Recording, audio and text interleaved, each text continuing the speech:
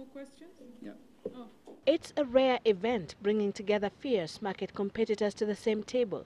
But this time round, the pollsters are not releasing any survey findings, but championing for their freedom of expression, which a section of politicians claim has given leeway to some unscrupulous pollsters to mislead the public. We're preempting the environment as it is, including the fact that there is a bill in Parliament, and we are very much for self-regulation. The pollsters claim they are sufficiently regulated by the international associations and networks they subscribe to. The 10 pollsters currently operating in the country are members of the Marketing and Social Research Association, MSRA, which in turn subscribes to the European Society for Opinion and Market Research, ESOMAR. They are Consumer Insight, Consumer Options, Infotrack Research and Consulting, Ipsos Innovate Kenya, Millward Brown East Africa, Nelson East Africa, Research Solutions, SBO Research, Strategic Research and TNS RMS East Africa.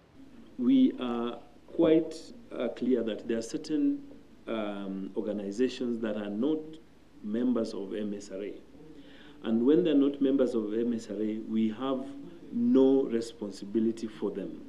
But we believe that the media will have responsibility for the citizens of this country to try and establish if any poll that is being released has gone through a process that will eventually make that poll scientific.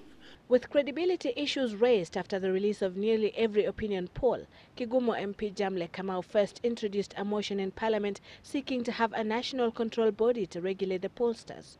Kamau wanted pollsters to be compelled to disclose their sources of funding for any particular poll.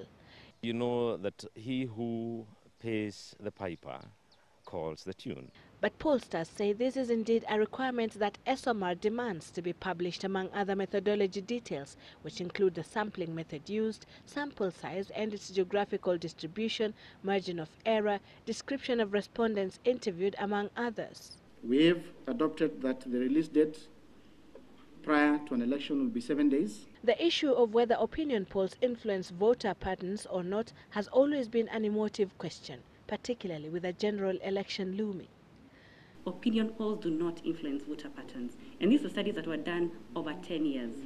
Now, if opinion polls and this scientific evidence do not influence voting patterns, and then go to your next questions, do opinion polls heighten ethnic tension? And from where we sit, the answer is no.